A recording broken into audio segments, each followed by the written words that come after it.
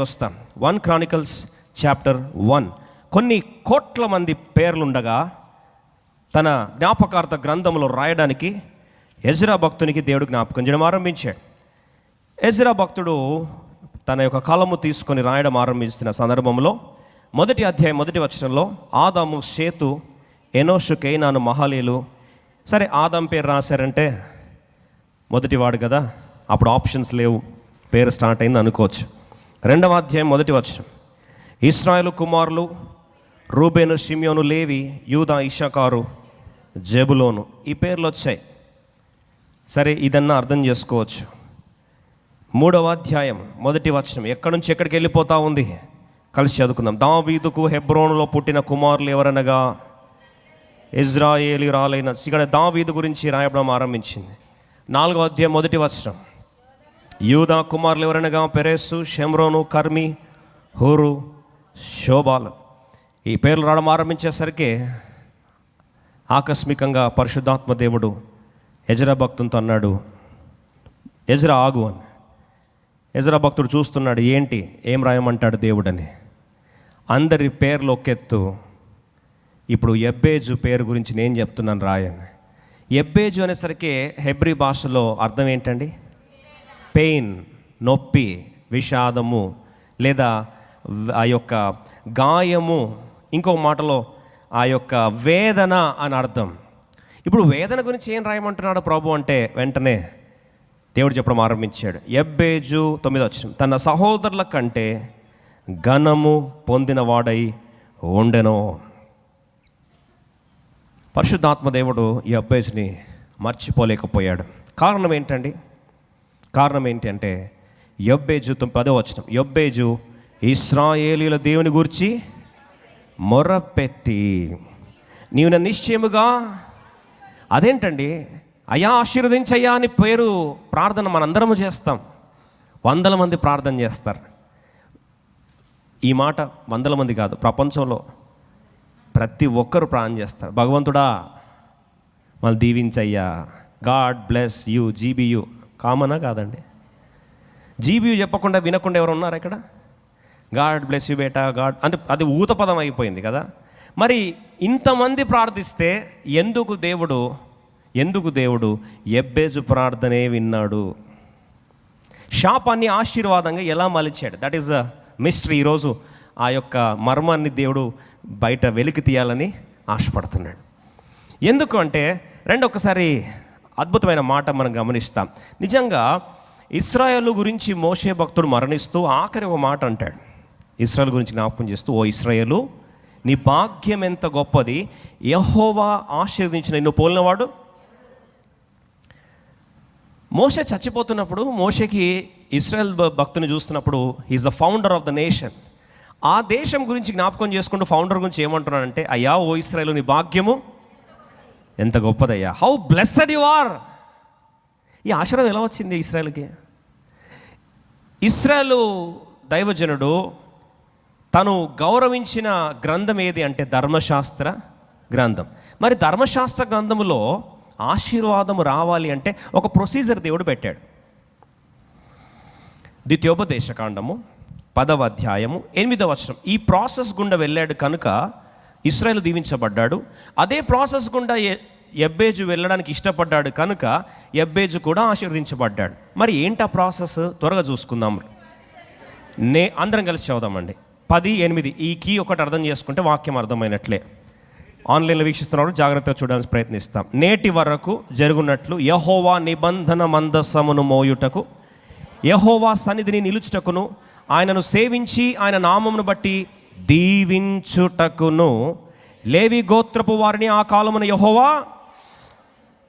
ఇప్పుడు ధర్మశాస్త్రం ప్రకారము ఆశీర్వదించబడాలి ఎవరన్నా అంటే ప్రొసీజర్ ఏంటో దేవుడు చాలా స్పష్టంగా జ్ఞాపకం చేస్తూ వచ్చాడు. ఆ ప్రొసీజర్లో ఫస్ట్ ప్రాసెస్ ఏంటి అంటే లేవి గోత్రంలో నుండి యాజకుడు ఏర్పరచబడతాడు. బాగా వినండి, లేవి గోత్రం నుంచి యాజకుడు ఏర్పరచబడతాడు. ఆ యాజకుడు ఏం చేస్తాడు? స్పష్టంగా రాస్తుంది, అందరం కలిసి చూద్దాం. అందరం కలిసి, ఆయనను సేవించి ఆయన నామమును బట్టి దీవించుటకును. ఇప్పుడు సేవించిన నామం బట్టి ఆయన ఏం చేస్తారంటండి? దీవిస్తారు. ఇప్పుడు లేవి యాజకుడు దేవుని సేవిస్తున్నవాడు ఆయన ప్రకటించాల్సిన మాట ఏంటంటే ఒక్కొక్కరు పేరు తీసుకుని ఏం చేస్తాడు? దీవించబడును గాక అంటాడు. ఎవరంటారండి? యాజకుడు అంటాడు. ఇప్పుడు యాజకుడు దీవించబడును గాక అనేసరికి దేవుడు ఆటోమేటిక్ వాళ్ళని ఏం చేస్తాడు? అయితే దీవించడానికి ముందు వాళ్ళు ఏం చేయాలంటే పేరు పెట్టి ఆ వ్యక్తిని ఏం చేయాలండి? దీవించాలి. ఆ దీవెన మాటను ప్రకటించాలి. అర్థమైన వాళ్ళ చేతని. మరి ఇప్పుడు మనం వెంటనే సందేహం రావచ్చు, అరే దీవెన మాట నిజమే, యబ్బేజు ప్రార్థన చేస్తే దేవుడు దీవించాడే, యబ్బేజుని దేవుడు సంపూర్ణంగా మార్చాడే, శాపాన్ని ఆశీర్వాదంగా మలిచాడు కదా, మరి మాకు ఆ లేవి గోత్రం నుండి ఆ యొక్క ప్రధాన యాజకుడో లేదా యాజకుడు ఎక్కడుంటే చెప్తే మేము కూడా వెళ్తాం, ఒక్కసారి చేయబెట్టి ప్రాణం చేయ బ్రదర్ అంటే చేయబెట్టి ప్రాణం చేస్తే అయిపోతుంది కదా స్టోరీ. మాకు ఆ యాజకుడు ఎక్కడ ఉన్నాడని మనం అడగవచ్చు. ఎందుకంటే పైన రాయబడిన ఫస్ట్ లైన్ చూడండి, ఎప్పటి వరకు అంటే ఇది ఈ నియమం ఎప్పటి వరకు ఉంది? ఎప్పటి వరకు అండి? పాత నిబంధన వరకు కాదు, నేటి వరకు కూడా ఏముంది? అది నేటి వరకు కూడా it is still in Vogue. ఏది? లేవి గోత్రం నుండి యాజకుడు ఏం చేయాలి?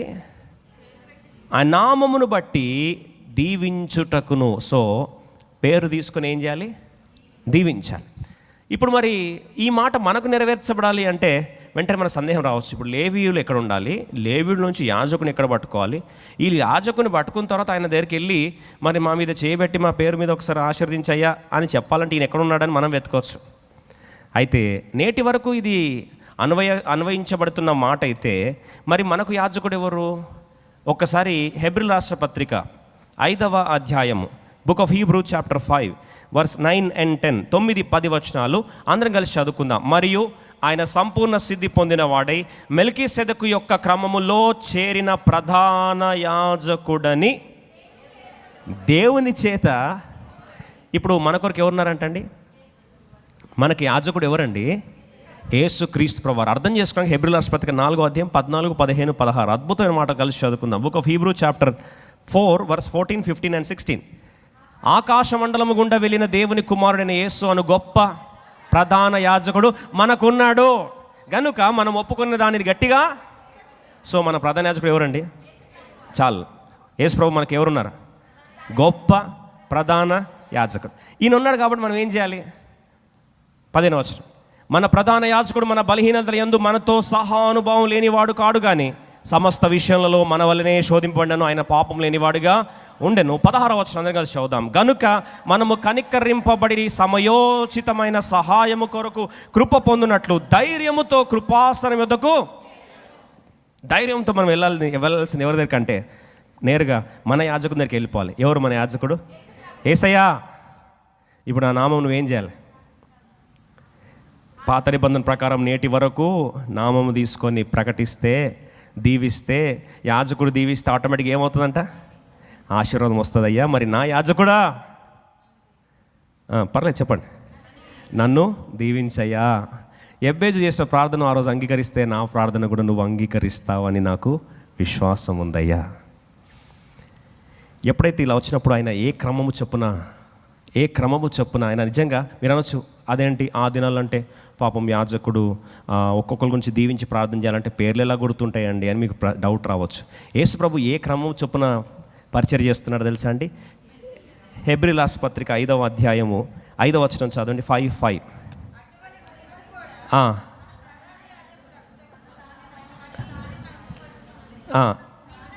4వ వచనం కలిసి చదువుదాం. మరియు ఎవడును ఈ ఘనత తనకు తానే వహించుకోడు కానీ అహరోను పిలువబడినట్లుగా దేవుని చేత పిలువబడిన వాడే ఈ ఘనత. ఇప్పుడు యేసుప్రభు ఎలా పరిచర్య చేస్తాడు మన కొరకు అంటే same story, same order like Aaron. అహరోను పోలికలో మెల్కీసెదెకు యాజక క్రమంలోనే దేవుడు ఏం చేస్తాడు? మన కొరకు యాజకత్వ పరిచర్య చేస్తాడు. సో ఇప్పుడు యేసుప్రభు పరిచర్య ఎలా ఉంటుంది అని తెలుసుకోవాలంటే మనము ఎవరి దగ్గరికి వెళ్ళాలి? అహరోను దగ్గరికి వెళ్దాం. నిర్గమాకాండం 28వ అధ్యాయం 2 మాటలు చూపించి బలలో ప్రవేశిస్తాం. నిర్గమాకాండం 28, ఎక్సోడస్ 28 వర్స్ 12. 2 మాటలు జ్ఞాపకం చేసుకొని అందరం కలిసి చదువుదాం. Exodus chapter 28 verse 12. దేవుడు పరిచర్య ఎలా ఉంటుంది అని దానికి కొంతమంది ఫీలింగ్, పాత నిబంధనలు ఎందుకు చెప్తారు బ్రదర్ ఊరికే అని. మరి చింపేసి పక్కన పడేసి ఓన్లీ న్యూ టెస్ట్మెంట్ క్యారీ చేయి. బైబిల్ అనేది ఆది కాండం నుండి ప్రకటన గ్రంథం వరకు ప్రతి పేజ్లో ఎవరున్నారండి? యేసు ప్రభు ఉన్నాడు. అది చూడగలిగితే నీకు ఆత్మీయ అభిషేకం ఉన్నట్లు. Every page has a reflection of Jesus Christ and his ministry. పాత నిబంధనలు ప్రతి ఒక్కటి పాత నిబంధనలకు వెళ్ళి తవ్వి తీసుకొని నూతన నిబంధనలు యేసు ప్రభు పరిచయం లింక్ చేయడం చాలా కష్టం. అదే ఇటు సగం అటు సగం చెప్పడం చాలా ఈజీ, రెండు లింక్ చేయడమే చాలా కష్టం. రండి నిర్గమకాండం 28వ అధ్యాయం 12వ వచనం కలిసి చదువుకుందాం. అప్పుడు ఇశ్రాయేలీయులకు జ్ఞాపకార్థమైన రత్నములనుగా ఆ 2 రత్నములను ఏఫోదు భుజముల మీద ఉంచవలెను. అట్లు జ్ఞాపకముల కొరకు అహరోను తన 2 భుజముల మీద యెహోవా సన్నిధిని వారి పేర్లను, ఇప్పుడు బాగా గమనించిన ఒకసారి పిక్చర్ చూడడానికి ప్రయత్నిస్తాం. ఇప్పుడు భుజఖండములు ఫ్లాప్స్ అంటారు కదండి, పోలీస్ ఆఫీసర్స్కి ఫ్లాప్స్ ఉంటాయి. ఇప్పుడు మన పిల్లలకు కూడా ఫ్లాప్స్ ఉంటాయి స్కూల్ యూనిఫామ్లో. ఈ హౌస్ ఆ హౌస్ ఈ హౌస్ అని చెప్తారు. ఏముంటుందండి పైన? ఫ్లాప్స్ తెలుసు కదండి, ఒకసారి చేయండి. ఫ్లాప్స్ కాన్సెప్ట్ ఎలా వచ్చిందంటే ఒక్కసారి ఈ పిక్చర్ చూడడానికి ప్రయత్నిస్తాం. ఇక్కడ ఎన్ని లైన్స్ ఉన్నాయండి? కొంతమంది పాపం అనుకుంటవచ్చు ఐ టెస్ట్ చేస్తున్నారా మాకు అని, ఆప్టోమెట్రిక్ టెస్టింగ్ చేస్తున్నారు. ఎన్ని లైన్స్ ఉన్నాయండి? ఎన్ని ఉన్నాయి? 6 ఉన్నాయి. అవతల వైపు ఎన్ని ఉన్నాయి? గ్రేటే, మీరు చూసారంటే. యాక్చువల్గా అవతల వైపు ఎన్ని ఉంటాయండి? 6 ఉంటాయి. ఇప్పుడు ఇశ్రాయేల్ ప్రజలు ఎంతమంది? ఎన్ని గోత్రాలు? 12 గోత్రాలు. కాబట్టి బాగా వినండి, ప్లేస్మెంట్ దేవుడు చాలా స్పష్టంగా చెప్పాడు. భుజఖండముల మీద ఫ్లాప్స్ మీద ఇటు 6 పేర్లు అటు 6 పేర్లు పెట్టాలి. ప్రతి ఒక్క పేరు పెట్టుకొని యాజకుడు నిబంధన మందసం ఉన్న ఆ ప్రాంతానికి వెళ్ళి సంఘం కొరకు ఏం చేయాలంటండి, ముఖ్యంగా ఈ 12 మంది కొరకు ఏం చేయాలి? ప్రార్థన. వాళ్ళే ఉన్నారు. ఇప్పుడు ప్రార్థన దాటేసామండి, ఆ స్టేజ్ దాటేసాము. ఇప్పుడు ఎక్కడికి వచ్చాం? దీవించబడునుగాక అని ఒక్కొక్క పేరు 2 3 4 1 2 3 4 5 6 ఈ 12 మంది పేర్లు అయ్యా మోస్తున్న ప్రభువా ఈ పేర్లు దీవించబడును. గట్టి చెప్పండి ఆమెన్ అని వచ్చి ఏం చేయాలి? ఈయన ఆ దీవెన వచనాన్ని నిబంధన మందసం దగ్గర దేవుని దగ్గర ఏం చేయాలి? ప్రకటించాలి. అద్భుతం ఏంటంటే ఇదే ఆర్డర్లో, ఇదే స్టైల్లో, ఇదే ప్రాసెస్లో మన ప్రధాన యాజకుడు కూడా ఏం చేస్తున్నాడు? ఆశీర్వాదములను ప్రకటిస్తూ ఉన్నాడు. ఏ ఆర్డర్లో? అహరోను క్రమములో, మెల్కీసెదెకు క్రమములో మన ప్రధాన యాజకుడు కూడా సేమ్ మినిస్ట్రీ చేస్తున్నాడు ఈరోజు. ఎంతమందికి అర్థమైంది? చేయొద్దండి. Praise the Lord. అర్థమైందంటే ఆశీర్వాదం వచ్చినట్లే. ఇప్పుడు ఆ భుజఖండముల పేర్లు ఎందుకు పెట్టుకున్నాడంటే చూడండి, భుజముల మీద పేరు అంటే చాలా అద్భుతమైన ఆత్మీయ అర్థం దాగుంది. లూకా సువార్త 15వ అధ్యాయము 5వ వచనం తర్వాత చదువుకుందాం. దేవుడు భుజముల మీద మోస్తున్నాడు అంటే ఎవరిని పడితే వారిని మోయడానికి ఆ భుజముల మీద దేవుడు అర్హత ఇవ్వలేదండి. ఎంత ప్రేమగల దేవుడు. అప్పుడు గమనించండి, 4వ వచనానికి వస్తాం. 15:4 లూకా సువార్త 15:4 15:4 అందరం కలిసి చదుదాం. మీలో ఏ మనుషుడికైనా 100 గొర్రెలు కలిగి ఉండగా వాటిలో ఒకటి తప్పిపోయిన ఎడల 99 విడిచిపెట్టి తప్పిపోయినది దొరుకు వరకు దానిని. ఇప్పుడు 100 గొర్రెల్లో మనమైతే కాపరిగా ఉంటే 99 ఉన్నాయి చాలు, ఒకడు పోతే పోనంట. అది దేవుడు ఏం చేస్తున్నాడంట? 99ని భుజం మీద ఎక్కించుకోలేదంట. ఆ మాట గమనిస్తాం. నిజంగా ఆ మాట అర్థమవుతుంది దేవుని ప్రేమ. కొంతమంది అంటారు కదా టచ్ చేశారు ఇక్కడ అని. దేవుడు ప్రేమ టచ్ అవ్వాలి నువ్వు. ఎందుకు తెలుసా? 99ని భుజాల మీద వేసుకోలేదంట. 5వ వచనం, అది దొరికినప్పుడు ఏది దొరికినప్పుడు? తప్పిపోయిన ఆ ఒక్కటి దొరికినప్పుడు సంతోషముతో దానిని తన భుజముల మీద వేసుకొని ఇంటికి వచ్చి ఎంత సంతోషం అంటే ఇంటికి వచ్చి గ్రాండ్ పార్టీ ఇచ్చి నాకు తప్పిపోయింది దొరికింది అని సంతోషంగా ఎక్కడ మోసుకొస్తున్నాడు? ఇప్పుడు యాజకుడు ఎక్కడ మోయమని చెప్పాడు అంటే వీళ్ళందరూ ఎవరు? ఎందుకంటే అంత బాగా రాకెట్ సైన్స్ లాగా ఆలోచించకండి. వీళ్ళందరూ ఎవరు? తప్పిపోయిన గొర్రెలే. ఎందుకు తెలుసా? 99 దేవుని కొరకు ఎదురు చూస్తూ ఉంటే వాటిని విడిచిపెట్టి దేవుడు ఏం చేశాడంట? ఆ ఒక్కదాని కొరకు వచ్చాడు. ఈరోజు నేను కాదా ఆ పరిస్థితిలో ఉన్నది? దేవుని భుజములు శక్తికి గుర్తు. ఆ శక్తివంతుడైన దేవుడు, అందుకొరకు ఎల్ షడ్డాయ్ అంటే ప్రభు యొక్క రొమ్ము, స్ట్రాంగ్ షోల్డర్స్, దాని మీద మోసుకొని తప్పిపోయిన గొర్రెలు ఏం చేస్తున్నాండి? మోసుకొని వచ్చి ఈరోజు తండ్రి ఎదుట రెడీగా విజ్ఞాపన పరిచయం చేస్తూ డిక్లేర్ చేయమంటావా? ప్రభు అన్నాడు, నా ఉగ్రత రగులుస్తా అనేసరికి వెంటనే ప్రభు అంటాడు, ఇక్కడ చూడు ప్రభు, తప్పిపోయిన గొర్రెలు ఏం చేస్తున్నా? మోస్తా ఉన్నా. ఆయన నా కోపం జాలలేదన్నాడు అనుకో దేవుడు. వెంటనే ప్రభు అంటాడు, నిర్గమకాండం 28వ అధ్యాయం 29 అద్భుతమైన మాట. Exodus 28:29 28, chapter 28 verse 29. ఇప్పుడు దేవుని కోపం ఆగట్లేదు అనుకోండి, వెంటనే దేవుడు ఇక్కడ చూపించే దేవుడు మళ్ళీ నెక్స్ట్ ఇక్కడ చూపిస్తాడంట. ఏం చూపిస్తాడని చూద్దాం. అట్లు అహరోను పరిశుద్ధ స్థలంలోనికి వెళ్ళినప్పుడు అతడు తన రొమ్ము మీద న్యాయ విధాన పథకములోని ఇశ్రాయేలీయుల పేర్లను నిత్యము యెహోవా సన్నిధిని జ్ఞాపకార్థముగా భరింపవలెను. ఎక్కడ భరించాలంటండి? నెక్స్ట్ పిక్చర్ ఒకసారి త్వరగా ప్రొజెక్ట్ చేయండి. నెక్స్ట్ ఎక్కడ ప్రొజెక్ట్ చేయాలి? ఎక్కడ నా పేర్లు భరించాలి అంటే ఒక్కసారి పిక్చర్ చూడండి. ఎక్కడంటండి? రొమ్ము మీద అంట. హృదయం ఎక్కడ ఉంటుందండి? చూపిస్తున్నా కదా, ఎక్కడ ఉంటుందండి? లెఫ్టా రైటా తర్వాత లేండి, అంత స్పెసిఫిసిటీ అక్కర్లేదు. ఇప్పుడు ఉండే దేవుడు ఎక్కడ? రిబ్ కేజ్ లోపల ఉంటుంది కదా, ఎక్కడుందండి? ఆ ప్రాంతంలో ఏముందంట? న్యాయ అంటే ఇంకో మాటలో జడ్జిమెంట్ ప్లేట్. దాని మీద వాస్తవంగా ఏం రావాలండి? ఉగ్రత రావాలి. అయితే దేవుడు ఎప్పుడైతే ఉగ్రత తీసుకొని రావాలని ఆశపడుతున్నప్పుడు, తండ్రైన దేవుడు ఉగ్రత తీసుకొని రావాలని ఆశపడుతున్నప్పుడు యేసుప్రభు వారు ఏమంటాడు తెలుసా? ప్రభా ఒక్క నిమిషం, నువ్వు ఉగ్రత తీసుకొని రావాలి అంటే ఈ పేర్లు ఎక్కడ రాసుకున్నా? కరెక్ట్, ఎక్కడ రాసుకున్నా? నా గుండెల్లో చెక్కుకున్నా ప్రభా ఈ పేర్లు. వీలు లేదు. ఎందుకు వీలు లేదంటే చివరికి నేను వారి కొరకు ఏం చేశా? రక్తమును కార్చి, ప్రధాన యాజకుడు అయినప్పటికీ నేను వారి కొరకు ఏం చేశానంటే రక్తమును కార్చి కృపా సింహాసనం దగ్గర వారి కొరకు ఏం చేస్తున్నా? విజ్ఞాపన చేస్తా ఉన్నా ప్రభా. హృదయంలో ఏముంటుందండి? ప్రేమ, affection. Heart is the seat of all affection and love. తీర్పు రాబోతుందంటే ప్రభు అంటాడు, ప్రభు ఇక్కడ చూసావా తప్పిపోయిన గొర్రెలు, ఇక్కడ చూసావా ప్రేమ, ఇప్పుడు చేయి నీ ఉగ్రత కుమరించి. ఏం చేయలేదు, ఎందుకంటే ఇప్పుడు ఎవరు పట్టుకున్నారు? అది పట్టుకుంది ఎవరో మామూలు లేవి గోత్రపు యాజకుడు కాదండి, గొప్ప ప్రధాన యాజకుడు యేసుప్రభువు వారు. ఎవరంటే తండ్రి దేవునికి ప్రియమైన కుమారుడు. ప్రియమైన కుమారుడు ఇక్కడ పెట్టుకొని ప్రభువా ఐఎమ్ డిక్లేరింగ్ దిస్. ఏం డిక్లేర్ చేస్తున్నావు? అయ్యా ఈ పేరు, ఏ పేరు అయితే నా మాటకు విధేయ చూపించి. చూడండి హెబ్రీ రాష్ట్ర పత్రిక 5, 9, 10. ఈ మాట కానీ నువ్వు నెరవేర్చగలిగితే యబ్బేజు దీవించబడినట్లు నువ్వు దీవించబడతావు. హెబ్రీ 5, 9.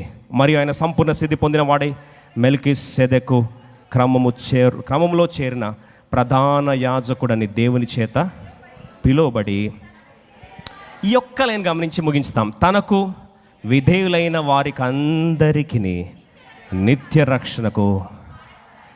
విధేయులైతే చాలు. విధేయులైతే హెబ్రీ 4, 14, 15, 16 ప్రకారము ధైర్యముతో సమయోచిత సహాయం పొందినట్లు ధైర్యముతో కృపాసన విద్దకు వెళ్ళిపోవచ్చు. వెళ్ళిపోతే ధైర్యం ఏంటి నీకంటే, మా ప్రధాన యాజకుడు ఆల్రెడీ మాకు ఏం చేస్తున్నాడు? విజ్ఞాపన చేస్తున్నాడు. నీ పేరు ఎక్కడుందే అన్నారు అనుకోకోలా, సాతాను వచ్చి ఏమనాలి? యేసుప్రభు గుండెల దగ్గరికి వెళ్ళి చూడుపో. అర్థమైందండి? సాతాను గడికి అంత సీన్ లేదులే, పోయి గుండెల దగ్గర చూసి అంత. ఫస్ట్ గుండెల్లో చూడాలంటే ఫస్ట్ ఎక్కడ చూడాలి? భుజాల మీద స్టార్స్ ఉంటాయి. పోలీస్ ఆఫీసర్ అంటే పైన ఉంటాయండి, ఆర్మీ ఆఫీసర్ స్టార్స్. సాతాను స్టార్స్ చూడాలంటే అక్కడ ఎవరి పేరు ఉంది? మన పేరుంది. ఎంతమంది నమ్ముతారండి? ఆషేర్, జాన్ అంటే ఇప్పుడు మన పేర్లు అక్కడ ఏం చేస్తున్నాడు? దేవుడు రాసుకున్నాడు. ఇక్కడ తప్పిపోయిన గొర్రె 99 ఆడున్నాయి కానీ వీడు తప్పిపోయినోడు. తను తప్పిపోయింది, వచ్చి నా ఆశ్రయించింది, బేరమని ఏడిచింది. అక్కడ ముళ్ళ పొదల్లో గుచ్చుకొని నా ప్రాణం కొట్టుకుంది. పరిగెత్తుకుంటూ పోయి ఏం చేశా? తీసుకొని భుజాల మీద వేసుకొని పేరు రాసుకున్న తర్వాత ఏమైంది? అదే పేరు పెట్టుకొని ప్రకటిస్తున్నా, దీవించబడును కాక. తప్పిపోయిన యాకోబు పరిగెత్తుకుంటూ వచ్చి బేరమని ఏడిచాడు పెనియేల్ అనే ప్రాంతంలో. అయ్యా నువ్వు నన్ను ఆశీర్విస్తే తప్ప అయ్యా. ఇదే ఏడుపు ఎక్కడ? పెనియేల్లో. ప్రభు అన్నాడు, ఓయ్ తప్పిపోయిన గొర్రె నీ పేరేంటి? ఇశ్రాయేలా? అబ్బో, అట్లయితే అసలే ఆశీర్వాదం వచ్చేది కాదు. ఏ తప్పిపోయిన గొర్రె నీ పేరేంటి? యాకోబు. ప్రభు యాకోబు అని రాసుకో ప్రభు అంటే, ఏయ్ యాకోబు అని పేరు రాయను, దేమని రాస్తావు? ఇశ్రాయేలు. You are a prince. నాతో పోరాడి ముళ్ళ దాంట్లో పొడుచుకొని గాయాలైనా పట్ల విడిచిపెట్టలేదు. నన్ను ఏం చేసావు? తొడగుట్టినారని తెగిపోయినా సరే విడిచిపెట్టను ప్రభు అన్నావు. దా తీసుకొచ్చి ఎక్కడ పెట్టుకుంటా? రొమ్ము మీద. ప్రభా తీరిపోస్తే ఏంది ప్రభు అంటే, ఆగు నీ పేరు ఇక్కడ కూడా రాసుకుంటా. ఎక్కడ రాసుకున్నా? హార్ట్ మీద రాసుకున్నాడు. అంతే, దేవుని ఉగ్రత అలా దాటి వెళ్ళిపోయింది. ప్రభుకు స్తోత్రం. ఈరోజు సమయోచిత సహాయం పొందడానికి ఇప్పుడు మనకు ప్రధాన యాజకుడు ఏం చేయాలండి? డిక్లేర్ చేయాలి. మన పక్షంలో యేసు ప్రభు డిక్లేర్ చేయాలంటే మనకున్న కండిషన్ ఒకటే, తనకు విధేయులైన వారికి. చాలండి. ప్రభు విధేయ చూపిస్తాను వాళ్ళు చేయొద్దండి. ఎంత సింపుల్గా స్టోరీ మారిపోతుందో తెలుసా అండి. ఏడ్చుకుంటూ వచ్చింది హన్న, ఏడ్చుకుంటూ వచ్చిందండి. గొడ్రాలు గొడ్రాలు గొడ్రాలు గొడ్రాలు, ఆ మాటలు తూటల్లాగా. కొంతమంది బయట చెప్పకపోయినా చెప్తా ఉంటే ఆ బాధ తట్టుకోలేక ఏడ్చుకుంటూ వచ్చింది. ఎవరండి? హన్న. ఆడ బాధ అంతా ప్రభు సన్నిధిలో కుమ్మరించిందండి. అపార్థం చేసుకున్నారు మనుషులు, ఓ తాగుబోతురాల ఇది అది అన్నీ బోలెడు మాటలు అన్నారు, అన్నీ పడింది.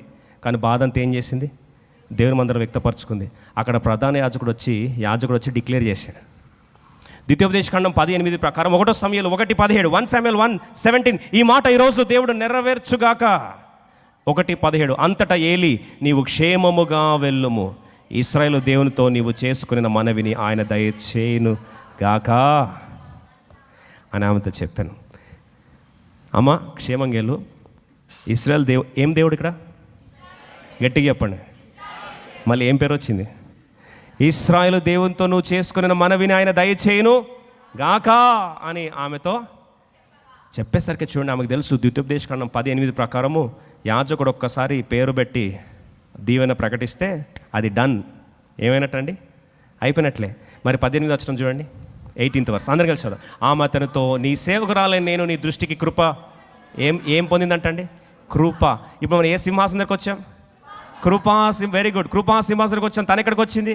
కృప పొందునుగాక. నేను తరువాత ఆ స్త్రీ తన దారిన వెళ్ళిపోయి భోజనము చేయొచ్చు, నాట నుండి దుఃఖముఖిగా నుడుట. ఇంకా ఆ రోజు నుంచి ఏడుపుగొట్ట ముఖం కాదంట. సంతోషంగా ఉంది. అందరూ వచ్చారు. ఏమమ్మా పిల్లలు పుట్టేశారు నీకు? అప్పుడే అని పుట్టేశారని. కలగంటున్నావా? కాదు, నిన్ననే యాజకుడు ఏం ప్రకటించాడు? ఆశీర్వదించబడదు గాక, క్షేమము కలుగును గాక అన్నాడు. అంతే. ఎక్కడ పొందా నేను? కృపా సనము యొద్ద నా పేరు ఎక్కడ రాసుకున్నాడు? నా దేవుడు భుజముల మీద గుండెల మీద రాసుకున్నాడు, నిలబడ్డాడు, దీవెన ప్రకటించాడు. అంతే. ఇంకా నాట నుండి దుఃఖముఖిగా ఉండడం మానేసి. ఎంత సంతోషంతో వచ్చిందంటే ఆ మాటనంతా. నువ్వు నిజంగా ఈ మాట నమ్మితే ఈరోజు నుంచి ఎట్లా వెళ్ళాలి? గట్టిగా చెప్పాలి, ఏడ్చుకుంటూ పోవాలి, ముఖం పెట్టుకుంటూ పోవాలి.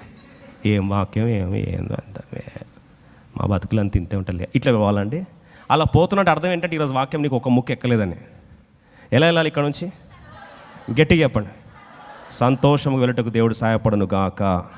ఆమెను. కళ్ళు మూసుకుందాం, బలలో ప్రవేశిస్తాం. ఓ ఇశ్రాయేలు, నీ భాగ్యం ఎంత గొప్పది. యాజకుడు ప్రకటించాడు, దీవించబడుదువుగాక, నువ్వు క్షేమము గలదానవై వెలుదువుగాక. యెబెజుకు ఆ మాట ప్రకటించబడింది. యెబెజు శాపంలో నుండి ఆశీర్వాద డోలికలోకి వచ్చాడు. యాకోబు తప్పిపోయిన గొర్రె వలె ఏడుస్తూ ప్రభు పాదాల చెంతకు వచ్చాడు. తప్పిపోయిన గొర్రె అయిన యాకోబును దేవుడు ఇశ్రాయేలుగా మార్చాడు. ఓ ఇశ్రాయేలు భాగ్యం ఎంత గొప్పది. ఇశ్రాయేలు దేవుడు, ఇశ్రాయేలు దేవుడు, ఇశ్రాయేలు దేవుడు. చివరికి హన్నా కూడా వచ్చి ఇశ్రాయేలు దేవుని పేరట ప్రార్థించింది. యెబెజు ఇశ్రాయేలు దేవుడి పేరట ప్రార్థించాడు. ఈరోజు అదే ఇశ్రాయేలు దేవుడు నీకు నాకు అందుబాటులో ఉన్నాడు. ప్రధాన యాజకుడు, గొప్ప ప్రధాన యాజకుడు భుజముల మీద నీ పేరు రాసుకున్నాడు. ఎంత ప్రేమ దేవునికి. తప్పిపోయిన నీ కొరకు దేవుడు రమ్మని ఆహ్వానిస్తూ ఉన్నాడు. హృదయం మీద తన ప్రేమ గుర్తుగా జ్ఞాపకం చేస్తూ రా అని తన ప్రేమ గుర్తుగా చిహ్నముగా తన హృదయం మీద నీ పేరు రాసుకున్నాడు. చూడుము నా చేతులు నేను చెక్కుగా ఉన్నాను. ఈరోజు ప్రభు నేను ఆహ్వానిస్తున్నాడు. నీ విశ్వాసము చెప్పున ఈరోజు అయా ప్రధాన యాజకుడు ఒక్కసారి నాకు మాట ప్రకటించు, నీ మాట విధేయత చూపించాలని ఆశపడుతున్నా. తనకు విధేయులైన వారికి దేవా నీ ఆశీర్వాదమును నువ్వు విడుదల చేయబోతున్నావని విన్నాను. ఒక్కసారి ప్రభు నీకు విధేయత చూపించాలని ఆశ. I want to obey, I want to surrender to you, I want to listen to your word. నీ మాటకు విధేయత చూపించాలని ఆశ ఉంది ప్రభా. దయచేసి నాయన ఆశీర్వాదంతో నన్ను పంపించు. అన్నా కదా దుఃఖముఖి అయింది, అక్కడ ఏడ్చింది, బాధ చెప్పుకుంది, బోరుమని విలపించింది. ఆ తర్వాత ఎప్పుడు కూడా ఏడవలేదయ్యా. నేను అలాంటి అనుభవంతో వెళ్ళాలి. ఈరోజు నా ఆఖరి దుఃఖ దినమై ఉండాలి. ఈరోజు నా కన్నీరు ఆఖరి రోజు అయి ఉండాలి. నా వేదనకి ఇది ఆఖరి రోజు అవ్వాలి. ఈరోజు నాతో ఈ వేదన ఆగిపోవాలి ప్రభా అని ఈరోజు యథార్థంగా ప్రార్థన చేయాలని ఆశ ఉందా? ఎవరైతే యథార్థంగా ప్రార్థన చేస్తున్నారో చేయి పైకి